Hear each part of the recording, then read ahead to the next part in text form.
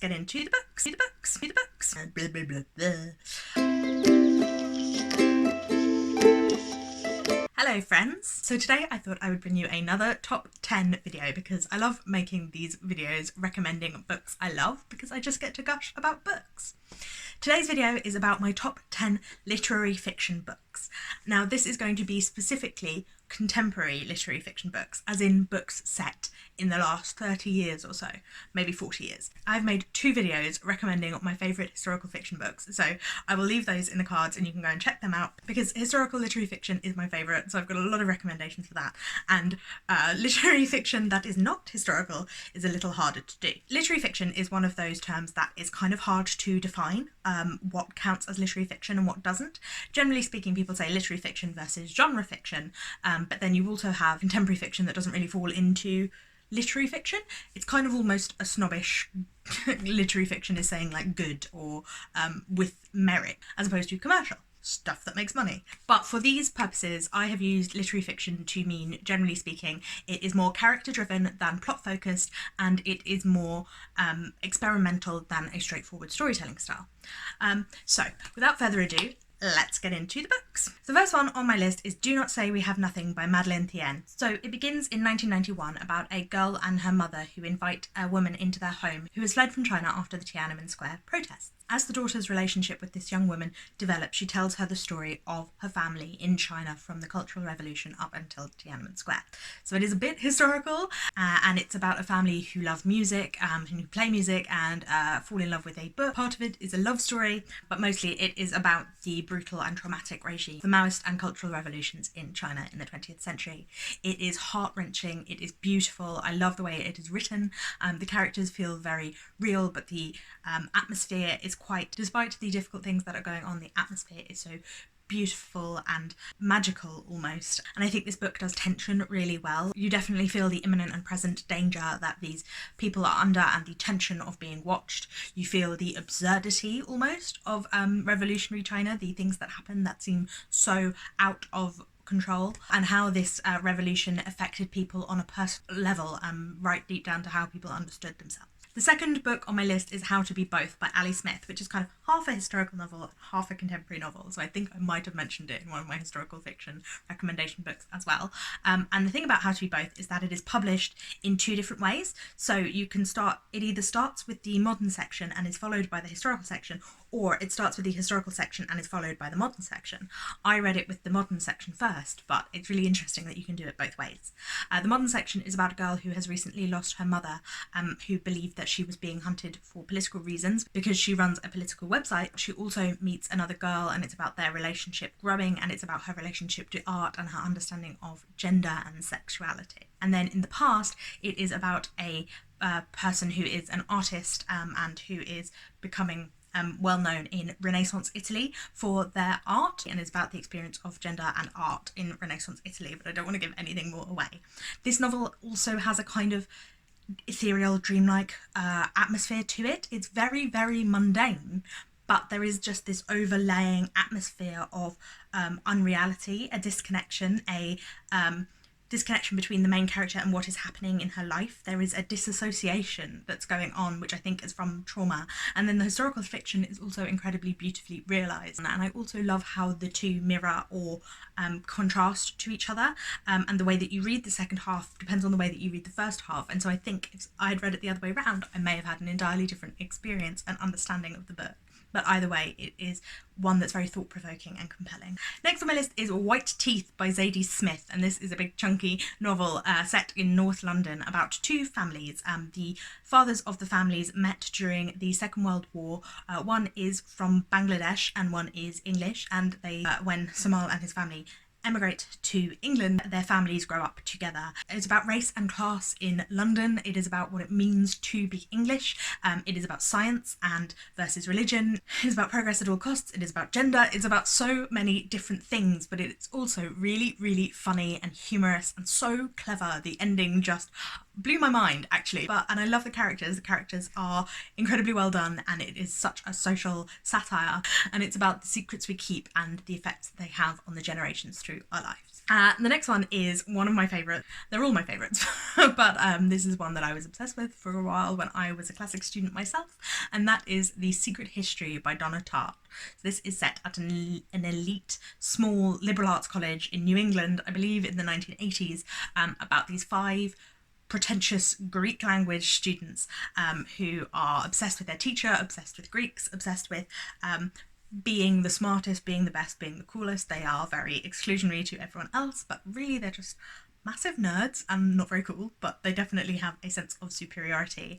It is brilliant. If you love a campus novel, it is incredibly funny that these people are terrible people. They're all terrible people. The way that the narrator is both repulsed by and drawn to all the characters, that is reflected in how I felt whilst reading the novel, both repulsed and intrigued and drawn to these characters. The idea of the unreliable narrator is one that really plays out in this novel as well. As you begin, you see everything from the narrator's perspective, but you grow to know him more and see how well you can trust him. It is a brilliant, dark... Oh, it's a murder, sorry. It begins with a murder, and it goes back in time to see how one of these students got murdered and what happened. So it's got that how to get away with murder structure, but it's less melodramatic, and it is really just about this small group of friends and how they interact with one another, and I love it.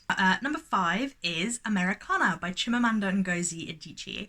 I think this was the 3rd Chimamanda Ngozie Adichie I had read, but it is definitely my favourite. It is about a woman, Ifemelu, who lives in Nigeria. She and her boyfriend Obinze are in love, but during political upheaval in Nigeria whilst they're at university, they both decide to try and go to America, and Ifemelu ends up in America, but Obinze for reasons cannot come, and he ends up being an undocumented immigrant in the UK. And it is mostly about Ifemelu's experience in America, but it also touches on Obinze's experience and on both of them when they come back to Nigeria under very different circumstances. It is a love story, but it is also an incredibly funny, biting satire about the experience of being black in America and the difference between being black from Africa and being African American. Ifemelu is a writer, and she writes a blog about her experience being a non-American black in America, and it is incredibly funny. Her experience in the hair salon and all of the characters feel so alive and real, and it does some really great social commentary again.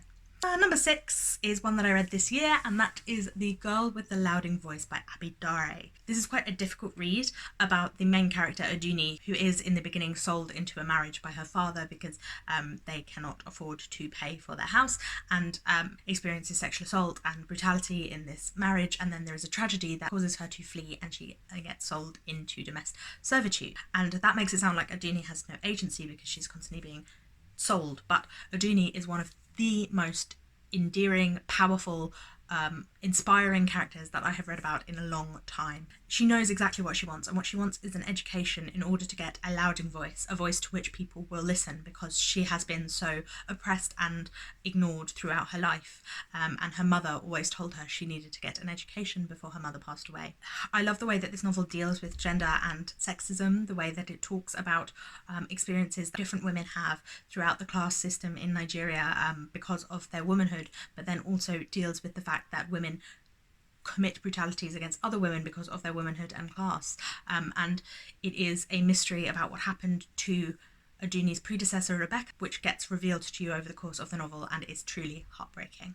Next, I have a very short novel, and that is Jiyoung Born 1982 by Cho Nam Joo.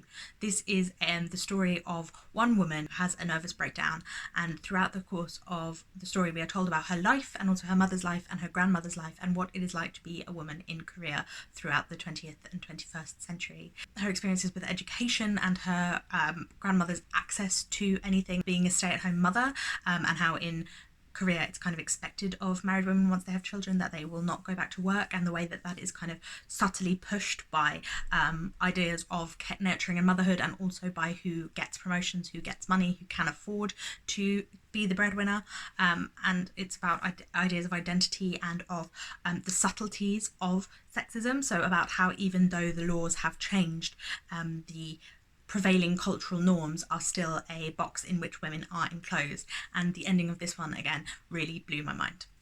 Next is Hot Milk by Deborah Levy, and this is the story of one woman whose mother is sick, but no one can tell what is wrong with her, and so her and her daughter travel to Spain in order to meet this particular doctor who's going to try and figure out what is going on. Her mother is episodically paralysed, so she goes through different points where she's more or less able to walk, and the daughter has been caring for her. She has a master's in anthropology, but she's working in a coffee shop and caring for her mother, and before they go to Spain, and she distances herself from the world through anthropologizing everyone around her. She's constantly thinking of new ways she could study people.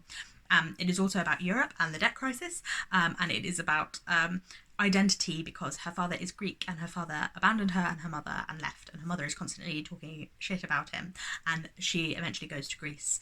There are references to Medusas and monsters, and there are random moments of violence, and there are moments of obsession and queerness in this novel. It's about understanding who you are, and it's about fear, and it's about the way that we view other people and the way that we never really know another person. And then the final two are a little bit genre fiction adjacent, so they would be considered literary fiction, but they are have elements of genre fiction. I think the reason that they straddle both lines, they're using elements of other genres as a metaphor for understanding the world in which we live, rather than using the formulas and tropes of that genre, and then also because they are not told in a very straightforward or systematic way that you would expect from genre fiction.